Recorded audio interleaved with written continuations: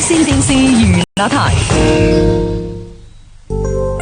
本節目屬家長指引類別，敬請留意。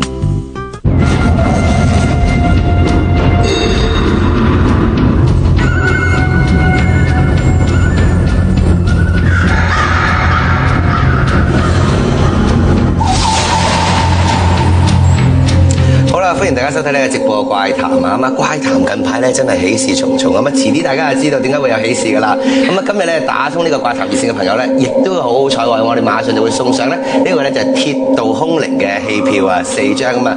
打到電話嚟又講咗呢個靈異經歷嘅話咧，就係戲飛送啦。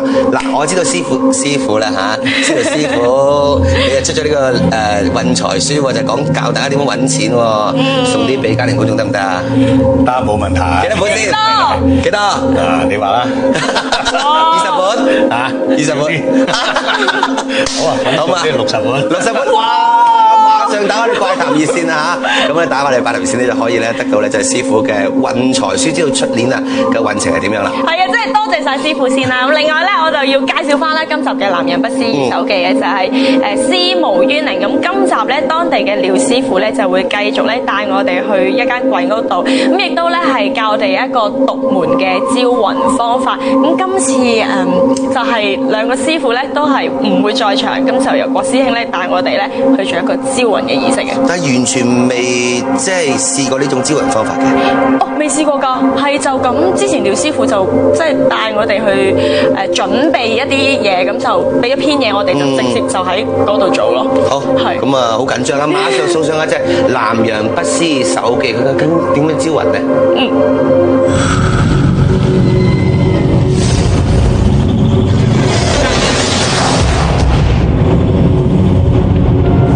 對我嚟講，每一次去鬼屋都係一個挑戰。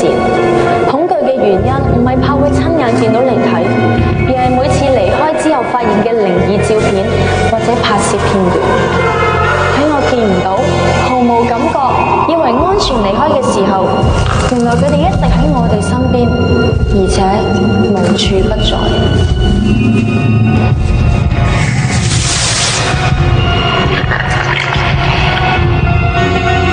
呢一次我哋去到南洋，認識到當地一位南山派嘅廖師傅。佢除咗帶我哋去揾吊頸鬼之外，仲應承帶我哋去另一間位於思無嘅猛鬼屋，仲話會教我哋點樣去招魂。廖師傅啊，今日你係咪可以帶我哋去間鬼屋度，然後教我哋啲招魂嗰啲儀式咁樣？係我會帶你哋去，但係我同另外一位你哋香港嘅師傅司導師咩師傅你就我哋兩位就唔會出現，我會講你哋聽買咩嘢然後就首先你哋就要買嗰個米，跟住買嗰個開爐錢，跟住買個黃生錢，又買多少啲金銀跟住個香同蠟燭。廖師傅話呢一個招魂術係佢哋茅山秘傳嘅法門，其中一定要用2頭尖嘅米做法事，到底有啲咩特別嘅意思啊？咁呢個咧，呢個都係啊。呢個得啦，因為佢啲米攞嚟引路㗎，好似呢粒崩咗啦，崩咗，咁佢條路就唔會平㗎，即係佢又離唔到嘅，離唔到嘅地方都唔難，即係所以茅山通常嚟講咧，佢哋揀咧，佢哋要有好多佢哋嘅規矩。一切就緒之後，我哋就馬上出發前去思無呢個地方。到底呢間猛鬼屋曾經發生過乜嘢事，而變成嗰一區人盡皆知嘅鬼屋呢？經過6個鐘頭車程之後，我哋終於到達目的地，而且仲揾到屋主做訪問。其實我想問，而家間屋係咪你哋都冇人住㗎啦？係啊，每個都驚咗唔敢住啊！咁嗰陣時嗰人見到啲咩啊？好猛啦！嗰啲燈就又開又熄啦，又有人沖涼啦、唱歌啦。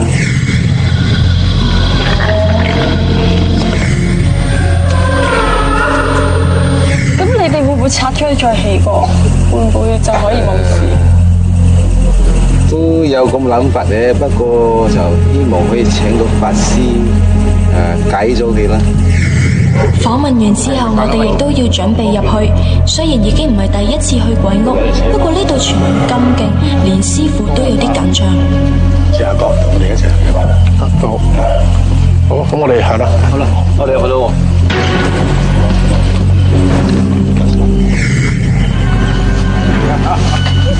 4個字，幾威烈。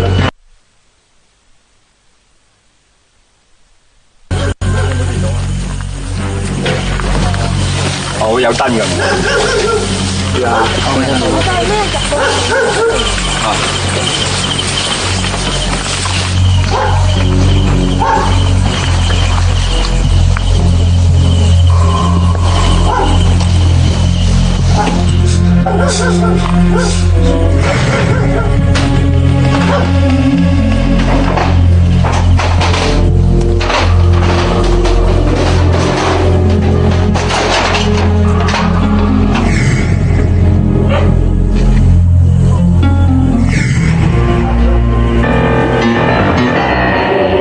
入到屋裏面，環境比我想象中乾淨好多。呢個地方就成日聽到流水聲㗎，呢個件衫。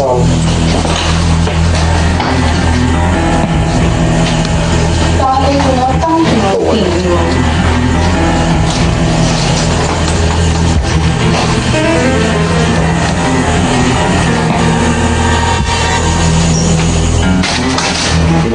招雲喎。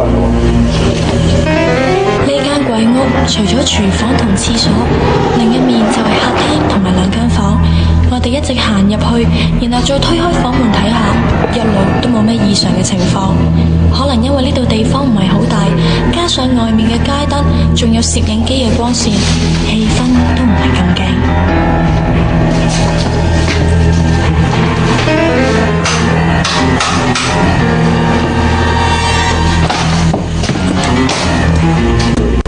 係咯，仲有好多雜物喺度，仲有好多應該係平時學校用剩嗰啲，我揭一揭都唔驚啩？咁睇呢啲咯。冇啊，唔係啊，好啊。呢度咧，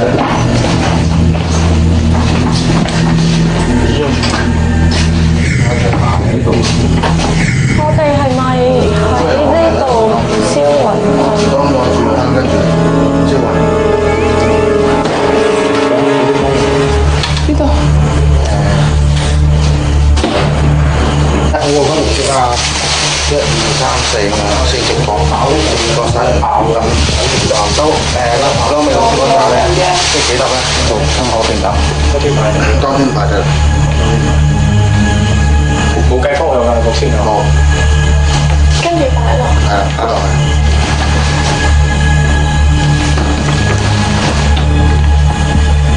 因為其實我讀咗個招魂嗰段咒語出嚟咧，我就負責殺米同埋殺嗰啲即係你一路讀嘅時候，我一路我讀完你讀完。讀完，咁我讀呢段嘢啦。有線電視台初到貴境，冇心傷害，天地靈體，只求顯五方靈體，方便攝影，有怪莫怪，速獻真靈，太上老君，急如律令。先殺咗米先啊！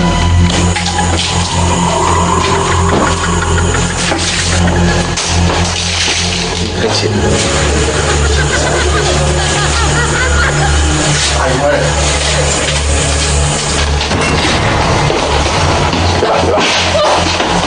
做咩事啊？殺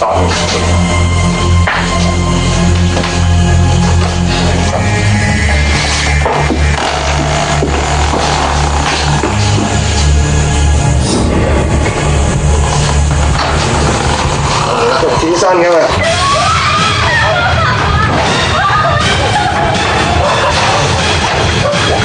開晒水聲。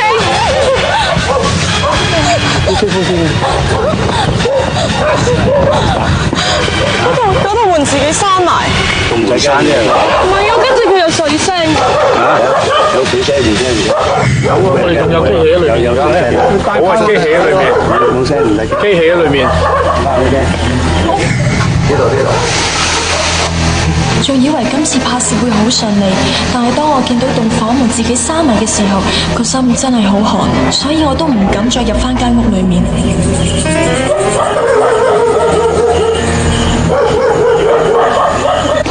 呢間房啊，已經。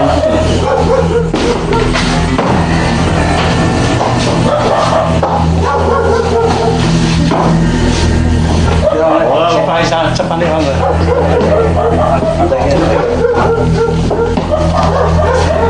就依間房，呢個門全緊開啊，人自己閂嘅，2次。司徒師傅同廖師傅四周圍視察，睇下有冇靈體嘅蹤影。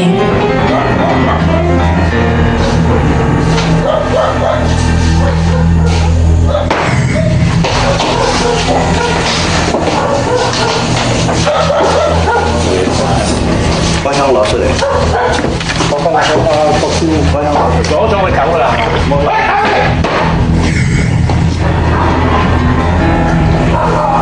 燒翻啲嘢咁就算啦，行咗行咗，燒翻啲嘢，燒翻啲嘢，燒翻啲嘢。行到嗰邊走咗，唔好過嗰邊，而家唔好過嗰邊啊！司徒師傅話房裏面嘅靈體走咗，到底佢見到嘅靈體係唔係周先生所講嘅同一個呢？喺2年前一個夜晚，班工人突然聽到宿舍傳嚟慘叫聲，一打開宿舍道門，就見到其中一個印尼工人俾人斬甩咗個頭，而佢嘅同鄉就不知所蹤。後來經過警方調查，話死者死前一晚贏咗一筆錢，但係佢身上嘅財物全部都唔見晒，可能係佢嘅同鄉見財失義，殺咗佢之後就潛逃返印尼。自此之後，有人話見到死者嘅鬼魂喺呢度附近出現，而且亦都有唔少人聽到呢間空屋傳嚟開水喉嘅聲、閂門開門聲，甚至唱印尼話嘅歌聲。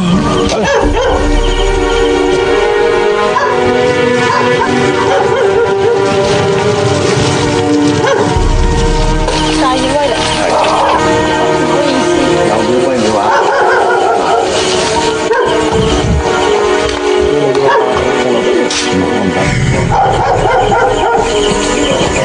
好理㗎啦，我而家行得出嚟嗰度，入邊嗰啲嘢我哋完全冇理嘅，企翻喺出邊啊！正話冇鬥過嘢，冇碌過嘢，最緊要嘛。有冇落去冇鬥嘢？阿冰豆腐，鬥過啲咩啊？阿冰踩過上張床度咯。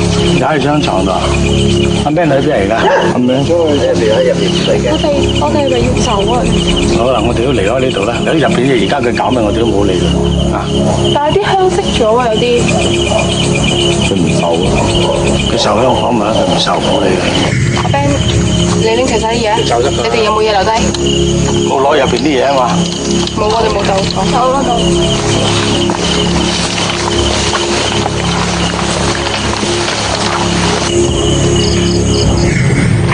呢一次，我哋喺鬼屋進行招魂儀式，房門突然間自動又開又閂，到底係因為風吹嘅關係，定真係屋裏面有靈體，不過我哋喺度騷擾緊佢，而向我哋作出警告呢？當我哋發現屋裏面出現異常情況嗰陣，如果唔係咁緊張，全部都走晒出去嘅話，又會唔會拍到，又或者見到靈體嘅出現呢？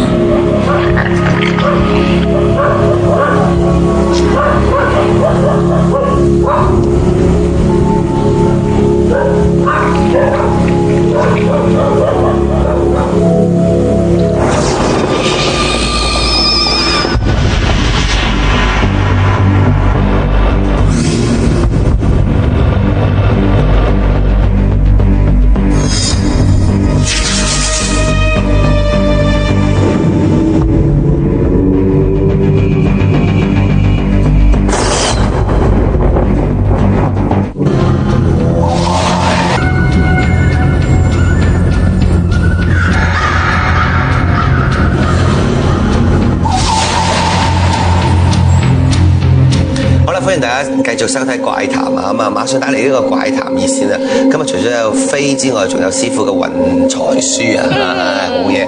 咁啊，亦都可以咧將你哋嘅靈異經歷同我哋分享下嘅。稍後咧，我諗個電話咧馬上咧就好似而家咁啦，不停響緊。我諗稍後大家睇咗一張相之後咧，我諗打電話嚟嘅人都幾多啊！係因為呢個都係一陣間先講，賣個關子先嚇。咁啊，剛才咧我見到你哋招魂嗰陣時咧，話嗰啲叫做咩兩頭尖嘅米啊，難唔難揾㗎？其實原來係好難，我哋哋係要揾33定36粒，36粒。咁跟住諗住都應該 OK 啦，你一包米裡面有咁多粒，但係原來咧好多時都係掘嘅，係啦，又或者咧你尖嘅話咧好多時就崩咗嘅。所以其實如果你兩邊都要尖咧，原來係好難。我哋揾咗好多粒，即係我哋仲要幾個一齊咁樣揾咧，跟住先至揾到真係啱啱好36就算啦，唔揾啦，跟住就去招魂咁樣。嗱，反而我有個疑問啊，就係點咧？就係我想問下司徒師傅啦。嗱，米好得意啦，問米或者通靈好多時都用米，但係米有時候愛嚟即係辟邪，即係譬如結婚咁，咪會審紮米先，即係個新娘先出去嘅。其實係我嚟招魂啦，定係我嚟趕鬼嘅咧？即係米。其實兩樣都可以用得嘅。點解咧？睇你最緊要就話，當嗰啲米撒出去嘅時候，你係用咩嘅形式撒出去？譬如話掟出去啦，喺向某個角落頭嘅方向去掟啦，抑或你係引路，因為佢可以引路嘅。咁你所以見到有一啲問米嗰啲咧，咁佢就攞啲米咧，就喺佢面前一路咁樣，有時揸住，好似你記唔記得揸住一次係嘛？係。咁啊啲米咧就喺佢面前一路咁放，直放嘅。咁啊，但係如果將啲米咧掟出邊咧，呢啲係驅煞，即係驅邪嘅嘢。但係亦都係叫做開路嘅。我用米嚟開路啊！即係話可以用同一樣嘢，但係就睇下你點樣去用就可以。係啦，冇錯啦。好似茅山佢用咧，譬如兩頭尖個米咧，咁佢嗰一類咧係一啲另外招魂嘅嘢。佢即係兩頭尖，等佢可以嚟得到，就可以兩方面都用得咁解。兩頭尖嘅米，兩頭尖嘅米，咁佢就兩頭尖嘅米咧，佢就唔會咩啦，即係佢嚟嘅時直路線咧就可以直到咁樣嘅，所以佢用招魂嘅方式又可以咁樣用咯。但係呢個係好難，因為一包嚟嘉琪已經睇過，我哋揀咗成個幾鐘頭先可以揀到佢30幾粒米。嗱，師傅真係有樣嘢想問咧，因為其實我哋自己個經歷嚟㗎。咁有一次咧就係我哋6個藝人啦，即係加埋我啦。咁啊，其中1、2個就係已經冇做藝人，即係變咗名人咁。咁咧翻國內咧就揾一個問米婆，即係嗰啲通靈嘅師傅啦。咁佢哋叫我哋帶咩咧？就係喺屋企攞扎米，跟住就攞隻雞蛋。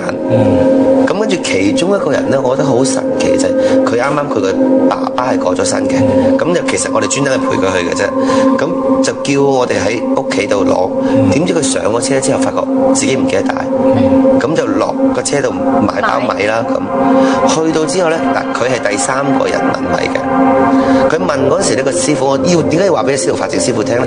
就係當時個師傅照嗱問米原來唔係拍台㗎，唔好以為即係睇電影嗰啲冇㗎，唔係㗎。點啊？點請佢上？一碗米喺前邊，有時唔係揾個碗劑，一紮米插支香，個雞蛋就擺喺度。咁佢哋就唱歌嘅，有時唱嗰啲台山話係咪？佢有好多種，邊個地方嘅方言咪唱邊種。咁我見到嗰個問米師傅就即係有音嘅喎。突然之間咧，佢同嗰個人講：你呢啲米唔係屋企攞嚟嘅，問唔到，你走，唔好玩嘢咁。但我想問，喺唔喺屋企攞，點解會知嘅咧？嗱，問米佢點解咧？因為佢要你喺屋企攞佢自己嘅米咧。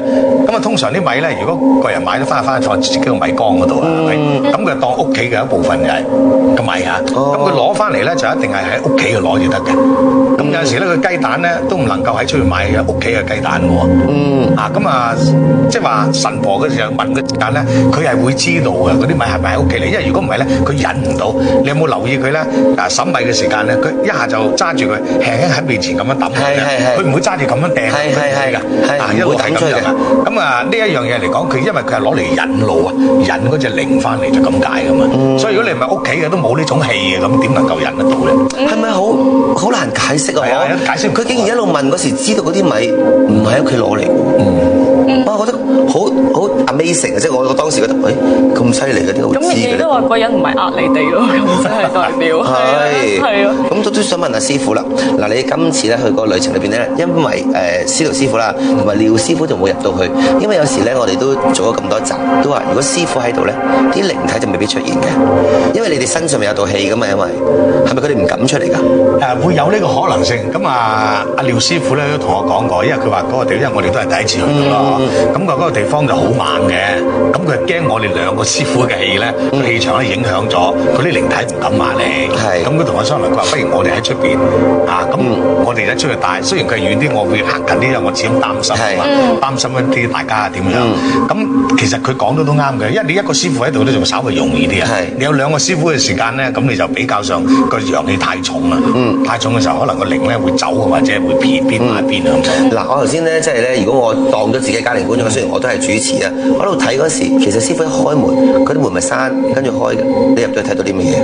一陣氣場，因為我哋會講，因為如果嗰個地方去到咧，咁佢哋嗌出嚟嗰陣時咧，我即刻就會入邊睇啦。咁入邊睇嘅時候，我啱啱感覺佢其實佢嗰個房門開嘅就另外仲有一個房嘅，喺個細房嗰度。咁個細房我行啲埋去嘅時間咧，嗰個細房忽然之間一開門嘅時間咧，想開門嘅時間就係有嘢衝出嚟啦，想衝出嚟。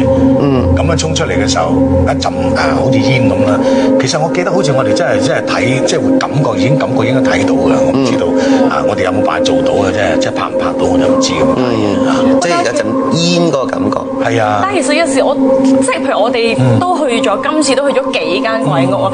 但係有陣時我都諗得好似今次咁啊，我哋咧之前就讀咗一篇嘢咁樣啦，咁就講到明就話我哋係嚟拍嘢咁樣啦。咁但係其實嗰啲如果嗰啲靈體佢真係知嘅話，咁佢明知我哋嚟拍嘢，咁其實佢仲會現身俾我哋睇咩？未必㗎，我成日都講啊，靈體嘅嘢咧，其實人咧就怕鬼咧，就根本得3分啊，鬼怕人係7分嘅。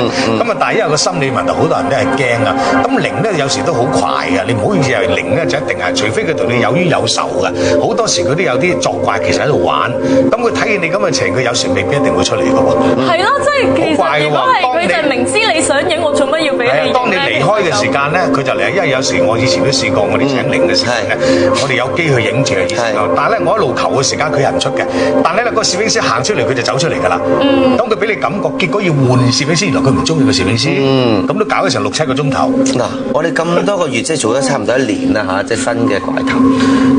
每一次影到靈體咧，都係意外影到嘅，即係我覺得你係有心影到佢嘅，或者我哋你係啲機尾一睄嗰時即刻就影到啦。係，咁但係正如咧，今日咧，我哋想俾大家睇一幅相咧，因為我哋有工作人員嘅相機就影到一幅相。咁呢幅相咧，我哋嘅工作人員阿 Man 咧就話佢影到一啲嘅靈體，但係你覺得你哋睇唔睇到咧？因為我哋研究咗呢幅相好耐。咁我都想咧，即係家庭觀眾咧就可以咧，即係話俾我哋聽，究竟呢幅相裏邊你睇到啲乜嘢啦？嗱，呢幅相係邊度嚟㗎，嘉琪？其實呢幅係我哋頭先嗰間屋嘅，就咁隔離，即係佢出面有個大花園，係空地。咁嗰棵樹就係咁嗰度。但係因為其實咧，反而我哋自己就冇留意嗰度嘅，即係我哋一心淨係諗住嗰間櫃，即係嗰間屋嗰度。係屋裏邊。係啦，咁就係阿 Man 咧，就喺出面咧就諗住影翻啲即係周圍嘅環境啊，即係係啦，佢求其影嘅啫。咁就唔覺意就影到咯，呢個就係。但係嗰陣時廖師傅話嗰度係有嘅，咁其實係佢叫阿 Man 去影嘅，係啦。不過就我哋大家睇嗰幅相就有唔同嘅睇法。所以點解我攞呢幅相俾大家觀眾睇，就睇觀眾你睇到啲咩，打嚟話俾我哋聽。因為又反而咧多啲人睇到，多啲人唔同嘅。你睇到係棵樹啊，定係睇到好似我睇到嘅就係棵樹嘅隔離啊，即係咧大家睇嘅嘢都唔同。反而我就好清楚睇到五官，即係直頭一個人嘅樣望住我，所以我而家唔係好敢睇呢張相。係啦，但係因為我就睇唔到你講嗰個啦，係嘛？我就睇係第2個咯，係啊，所以就好清楚，好清楚。唔係啊，我睇得清楚就係我睇到五官啊，睇到眼耳口鼻，所以我唔想睇。因為佢當時呢張相嘅時間，如果我冇記錯咧，就我哋應該係一喝佢出，你哋出晒嚟嘅時間咧，佢係一剎那之間啊。因為我哋有時有工作人員不停去影佢附近啲相，有時我哋都驚住話，可能我哋嘅活動鏡頭咧係睇嘅嘢，或者同喺出邊硬照有硬照影嘅相入唔到。唔係因為點解咧？我唔知你哋今次嘅鬼屋咧，嗰隻鬼係男定女啦。嗱，我話俾你聽，我就好明顯睇到一個男人嚟嘅，好明顯噶。佢即係我俾你睇多次，我真係唔想睇到佢，因為佢個五官太清晰啊。咦係啊？係啊，所以你頭先咧不停都我唔想睇啊，你哋自己睇一個。唔係，因為當你覺得嗰樣嘢個五官好清晰，你就覺得佢個樣啊，係咪啊？你話如果好朦咧，我都覺得我就接受到，係咪？好啦，咁啊，究竟咧就你睇到啲咩？馬上打嚟我哋怪談熱線啦。好，廣告翻嚟繼續怪談。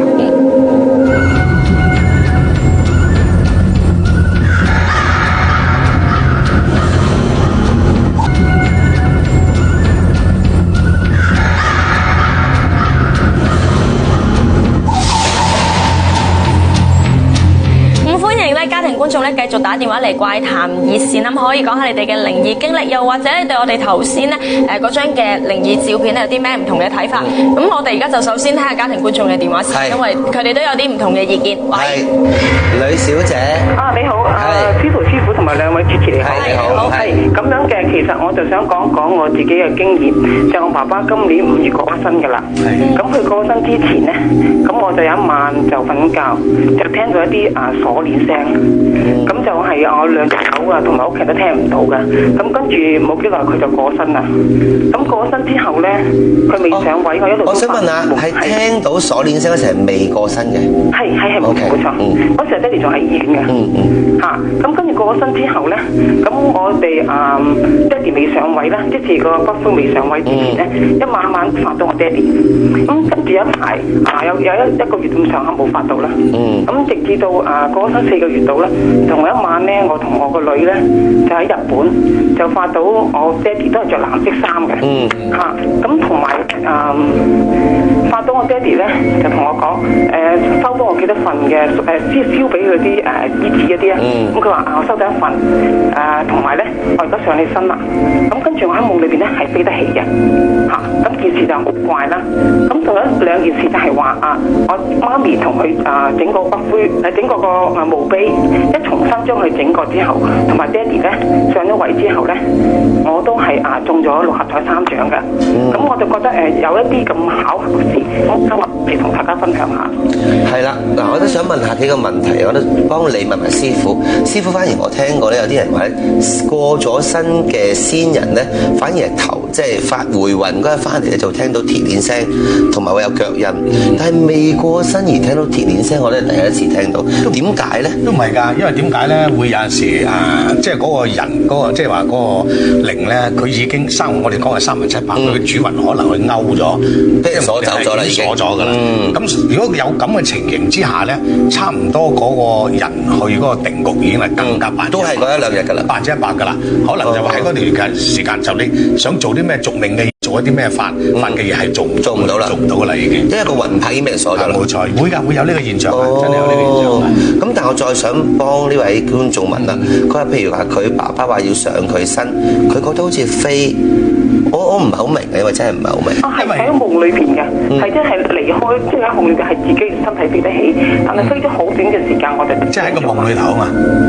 但係今晚之後佢即係爸爸都好似係即係報夢俾佢啦，係咪叫做？咁然後佢之後都好好運喎，即係又中6合彩。有㗎，先人對佢同佢整咗墓碑之後，同我爹哋上咗位之後，同樣係中6合彩3獎。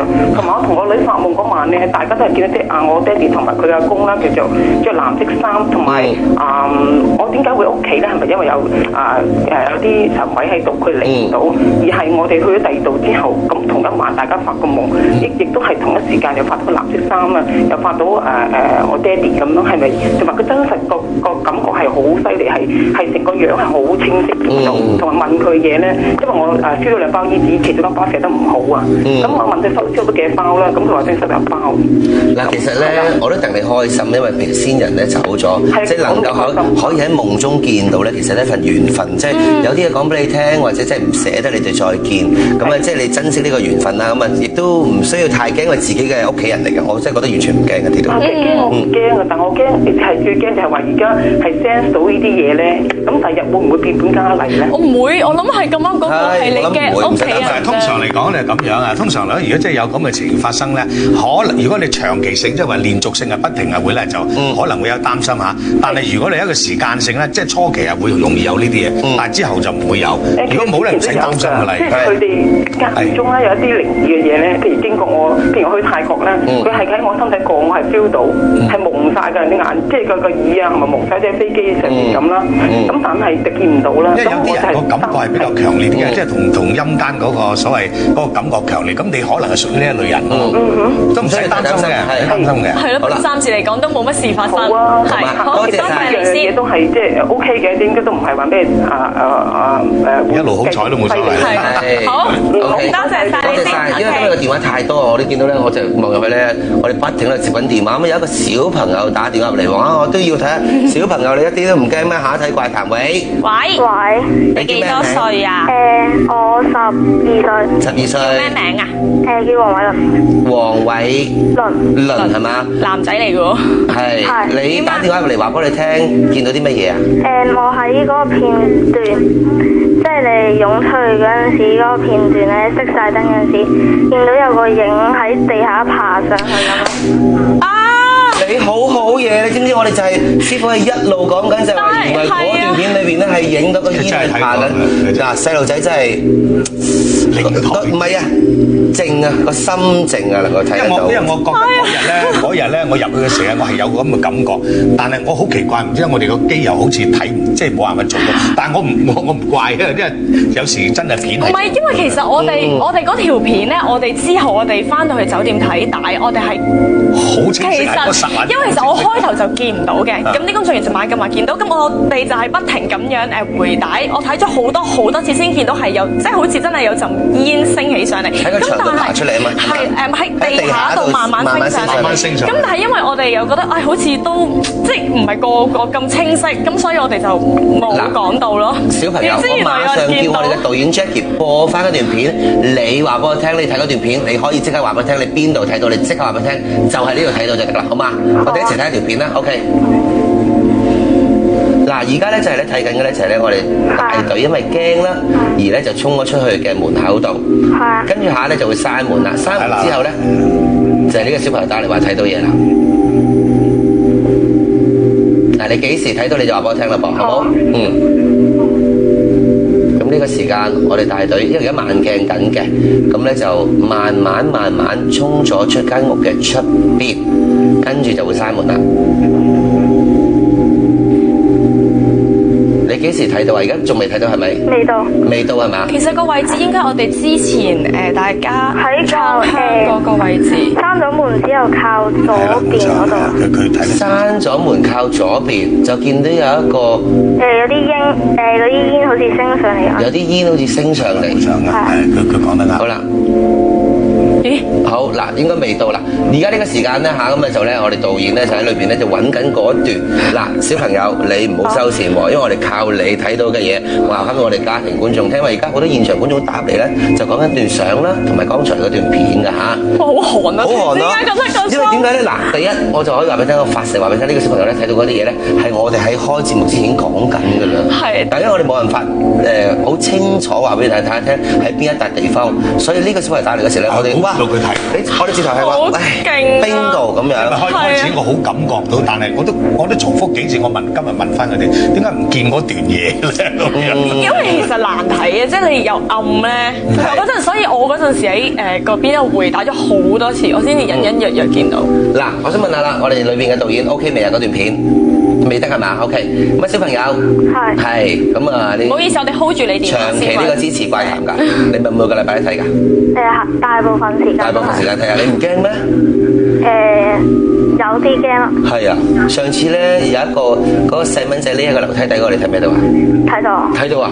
因為咧嗱，我真係想問下師傅啊，真係有啲人話咧好細，即係有啲人就話即係童子身啦嘅小朋友、細路仔、細路女咧係容易睇到啲嘅。其實點解咧？其實因為細路仔咧，我哋講即係我哋術語講啊靈台啊，即係話佢喺個腦筍嘅，我哋咁樣即係講噶啦，係好清晰嘅，佢係冇咩雜念，冇咩嘢。咁所以上嚟講，佢喺對於靈界嘅或者一啲仙界嘅，佢係好容易特別嘅感覺，因為佢係冇嘢啊嘛。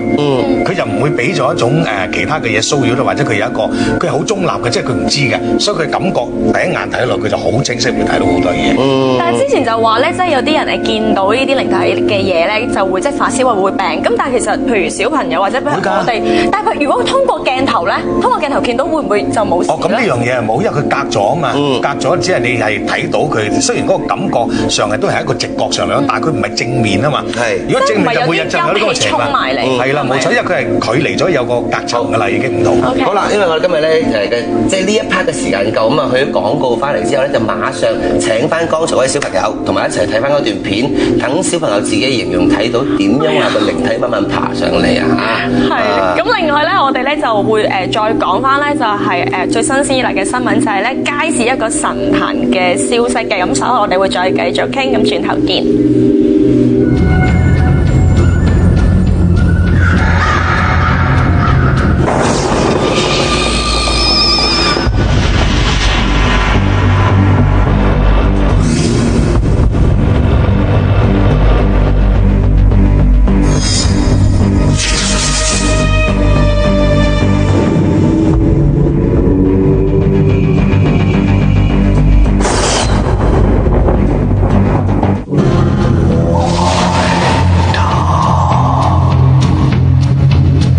啊，歡迎大家收睇第4 part 嘅怪談啊！咁啊，剛才嗰個小朋友咧，我記得就叫黃偉倫啦。咁黃偉倫，你而家馬上擺低你嘅電話先，因為我哋打翻電話俾你咧，拎起咗電話，所以你就要擺翻低，咁我哋先可以打到電話俾你。因為我哋準備咗嗰段片同你一齊睇，你咧就解釋俾我哋聽，究竟你睇到個幽靈點樣慢慢爬上嚟啦？由你自己親口講喎 ，OK？ 好，睇片之前咧，我哋就傾一傾咧，今個禮拜嘅新聞咧就係話有個女人喺街市裏面咧就即係有個神壇咁咧，佢就其實俾一笪地方人哋祈福咧，就如果大家為求安心咧，咁我哋係明白嘅。咁但係佢就係寫符就俾人哋直情係食落肚，咁其實係即係得唔得嘅咧？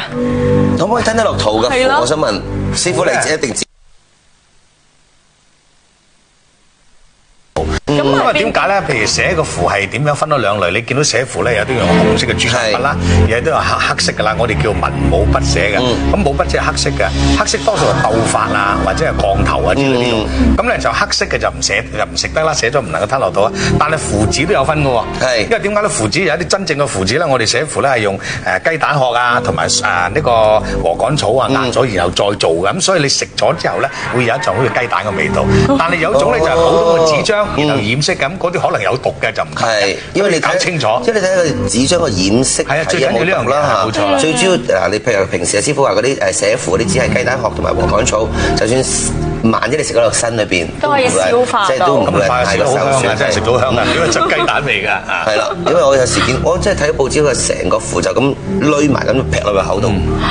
即係你話，如果啲嗰啲寫字嗰啲染色，譬如佢用蘇丹紅啊，或者用咩咁，其實或者係會中毒㗎。會當然係啦，因為點解寫符真係用朱砂咧？朱砂係定經嘅。點解用紅色嘅咧？朱砂嘅定經。但係真正朱砂咧磨碎咗咁樣出嚟，唔能夠好紅㗎。所以通常攞一啲紅粉落去嘅。但係嗰啲紅粉都有2分嘅喎，即係分一啲即係染雞蛋嗰啲。咁嗰啲食咗就唔會壞咯。但係好似佢話齋咧，食咗第二種咧，咁就出問題啦。咁所以都唔能夠立亂去俾人食嘅。搞清楚嗱 ，OK， 我知道咧，好多家庭觀眾打入嚟，但係我都冇辦法啦。我要首先接翻黃小朋友，我知道佢好乖咧，馬上收線，所以打翻俾佢即刻打得通。黃小朋友喺咪度？喺度。喺度啦，係嘛？咁我哋馬上咧就話，剛才你睇到靈異片段嗰段片咧，你話俾我聽，你睇到啲咩？靠你去形容啦噃。嗱，而家馬上播啦。係咪呢一度啊？嗱，閂咗門啦。喺邊度啊？喺近牆嗰邊嘅。而家有未啊？而家開始未啊？有㗎啦。有啦嘛，近牆嗰邊係。佢清晰啊！佢真係清晰啊！完咗啦。頭先你仲見唔見到啊？係咪嗰一段？見到啊？係啊。喺左手邊。OK， 導演，唔好意思，你播多次，因為我見唔到，因為我好猛震，見唔到。嗱，黃小朋友，我而家播多次，你話邊度開始見到？你話俾我聽，等我留心啲睇。好嘛 ，OK。你話一睇到就你見到就即刻講咯喎。而家已經見到啦。而家已經見到啦。係啊。喺邊度？喺啱啱喺地下嗰度。喺地下。好似有半個身喺度啦。升咗上嚟未㗎？而家係。而家你睇到係企咗喺度。係啊。你係左手邊。左手邊。嗱，師傅就見到啦。我知道師傅同埋呢個小朋友都見到。因為我好早已經見到。係。好啦，係有啲難睇㗎，係有啲難睇嘅。我而家都有啲睇得辛苦。第一日影嗰時好清晰，好清晰嘅，但係可能燈光嘅問題或者真係咩咯。好啦，咁啊，黃小朋友，咁啊，你繼續支持怪談啦喎，咁啊，多謝晒你睇到之後馬上打返嚟，因為我知道你打咗好辛苦先打到嚟，因為個電話線喺度咁爆晒啊嚇。咁我哋要再駁鄭小姐嘅電話啦，鄭小姐。鄭小姐，係鄭小姐喺度係嘛？係，我哋有我梁思浩啦、梁嘉琪咧同埋師傅喺度嘅。你想同我哋分享啲咩靈異嘅經歷啊？咁頭先你咪話有一個鏡頭嗰度嘅，即係問我哋係見到啲乜嘢嘅。係。咁其實咧，我頭先望到咧就喺棵樹嘅右邊。你睇到嘅同我睇到係一樣啊！係啊係啊！你咪好清楚見到五官啊？係啊，見到五官。你知唔知我想話俾你聽？我係咧，而家就算佢哋不停咧廣告時間咧放俾我睇咧，我唔敢睇，因為個五官太清楚啊。唔係因為你頭先再影嘅時候，我仲清晰咗。係嘛？係啊。嗱，不如咁啦，我而家將張相放大，但我就講明啦，我唔再睇啦。唉，等阿嘉琪自己介紹，因為我覺得好恐怖嘅張相 ，OK， 我唔睇，你自己講啦。而家呢一幅相就我哋頭先睇嗰幅啦。咁其實原本咧，我就一直覺得係就係呢個咯，係啦。其實我一直咧原本就覺得係棵樹下面嗰度嘅，但係而家好多人睇到咧，就係話而家中間嗰一笪係咪？係啊係啊。係，即係一個頭㗎咋。佢就成個骷髏形咯，大眼耳口鼻望到㗎。係啊。係咪而家中間嗰個位啊？係啊，中間位係啊，係咯，就係呢個位咯。咁你見唔見到眼耳口鼻？即係譬如思浩好驚，係因為佢見到隻眼。我見到對眼啊，所以我唔係好想睇。我見到對眼咯。係啊，我唔係好想睇，係。最明顯對眼咯。係咪得個頭啊？你見到？係啊，見到個頭啊，係啊係啊。喂，翻嚟啦！唔好意思，唔好意思，因為我真係唔想睇，因為好清晰啊！我好怕見到佢對眼啊，因為我睇到佢對眼係啊，好明顯，好有少少邪，我真係唔係好想睇到對眼，因為對眼咧係好明顯係望出嚟。唔係因為你啱啱開頭咧影第一次鏡頭嘅時候，我已經望到個位置。咁但係收尾再影嘅時候就更加清晰咯。因為你開頭影嘅時候，我周路望嘛，但係喺周路望嘅時候，我第一眼就望到個位置先，跟住再翻望嘅時候，你哋已經有影完啦嘛。唔係因為最主要係因為我聽晒佢哋嘅古仔，話嗰個人咧係自己劈咗個頭落嚟。咁咧最慘就我見唔到佢身，淨係見到佢個頭，仲要好清晰見到佢個樣。咁所以咧，我同佢哋講話，我唔想再睇到啦，因為我驚我今日瞓覺時咧，好明顯咧見到佢個五官，我真係唔想睇。因為咧，我好想。我好想講咧，因為咧之前你哋咪有一集係講阿哥哥嘅，係。咁其實前後咧，我打過幾次電話上嚟，但係咧次次一個做完廣告，到你哋講嘢叫我講嘅時候咧，就冇出唔到鏡啊。唔好意思。咁今次亦都係咁樣講定先，我驚又出唔到鏡啊。咁所以變咗咧，我就將個過程講翻俾你嗰啲工作人員聽先。咁原先之前咧，即係反而我唔想講阿哥哥嗰樣嘢啦。嗱，我真係好想問一樣嘢。嗱，你容許我問一樣嘢。你4月1號咧，即係話哥哥出現喺我哋個廠嗰時，你清唔清楚見到係哥哥個樣㗎？其實嗱，其實當日咧，我係見唔到。不過咧，我係感覺到咧，就係即係喺你嘅背後啊，即係啷一啷㗎，即係有啲嘢啷一啷㗎，但係我係見唔到哥哥㗎，係嚇。但係咧，其實咧喺當日咧，你講哥哥嘅時候咧，我係好想話我喺發夢啊，因為咧我好多時我屋企人一過咗身，咁我會係個反應係即刻出現㗎。咁但係咧，我好實在一樣嘢就係哥哥咧喺我夢中嗰度嘅反應咧，我係好想表達俾你聽咯。因為你打電話嚟咧，就想揾梁思浩，跟住想話俾我聽，你想話俾我聽啲乜嘢？我想話俾你聽係，即係你係話今日嘅事，因為我聽你電話講咧，好似同電視咧係遲咗啲。係，唔緊要，你講啊，你而家講俾我聽啊。其實我今日我好想問阿師傅啊。點樣咧？因為咧，我咧就想講一件事咧，就係話喺有一日嘅夜晚黑8點幾嘅時間，我收工嘅時候咧，就喺我公司門口咧見到隻飛蛾，隻飛蛾係好大隻㗎，我覺得佢成8寸大咁大隻㗎，咁但係咧我就拍一下，跟住我翻入公司，咁跟住咧我就如是者，咁就到佢走咗之後咧，我翻屋企啦。咁到第二日我翻工嘅時候就1點幾。咁我就翻工前我多數開信箱㗎。係。咁我咧就信箱就通常有大約半寸位嘅位置啦。咁我開信箱嘅時候已經望到個倒影，咦？點解有幅飛蛾嘅明信片嘅？咁我就咁我個腦就諗起琴晚隻飛蛾。咁但係我一開個信箱嘅時候咧，原來係隻真飛蛾，就係8寸，即係直頭係我個信箱咁大嘅。原來嗰隻飛蛾係即係飛咗入咗個信箱裏邊。咁咧，我咧當時嚇到好驚，就叫啲security趕走啦。咁但係已經好驚啦個人。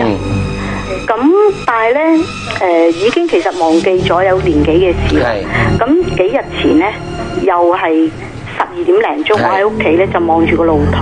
嗱，鄭小姐你要快少少，剩翻呢2分零鐘啫。望住個露台，我見到有一隻飛嘅，又好似飛蛾咁，但係黑色就白點嘅。咁我好驚，我個腦一驚我就唔好飛入嚟啊，冇飛入，隨即佢就飛入嚟啦。咁變咗我即刻閂個露台，好似啱啱閂一次。咁我成日覺得我個人咧有個腦有一個念力㗎。當我一驚嘅嘢就即刻出現，好驚，我就想問師傅咩原因咯？係有時人咧每個人咧就唔同，因為佢個靈力咧係唔同，可能咧你對一啲某一種靈界，即係某一種嘅力量裏頭咧係特別啲敏感，接收到係啦。咁所以嚟講，如果你要咁睇咯，假如你係一個修法嘅人，當然係件好事啦。如果唔係修法嘅人咧，咁你就要學習點樣將佢放低佢啊，或者係睇點樣去處理佢咯。亦都唔好成日記住佢啊，好嘛？因為我成日由細到大都有呢一類嘅嘢咧。如果冇危險性，你都唔使驚嘅，因為有時有一啲人咧係一生都成日見到呢啲咁嘅嘢，但係佢係冇危險性，咁你咪當你係有一種咁嘅嘢，睇你點樣用佢啫嘛。好嘛，唔該晒鄭小姐先。咁亦都今日你同家庭觀眾講咧，真係有啲唔好意思，因為咧今日個電話非常之多，未必可以駁到你電話出街。好多人打入嚟咧就睇到嗰張靈異相片啊嚇。咁下個禮拜如果即係你有需要嘅話咧，打翻入嚟咧，我哋再播多一次，因為好多家庭觀眾要求我哋再播多次俾佢睇啊。係，同埋如果下個禮拜你哋再繼續打電話入嚟咧，我相信司徒師傅係會繼續送佢嘅運程書俾你哋㗎，得唔得啊，師傅？哇！你咁樣，啲觀眾咪好開心咯。好，咁今個禮拜咧就多謝晒師傅啦，亦都多謝晒各位嘅家庭觀眾。咁下個禮拜再見。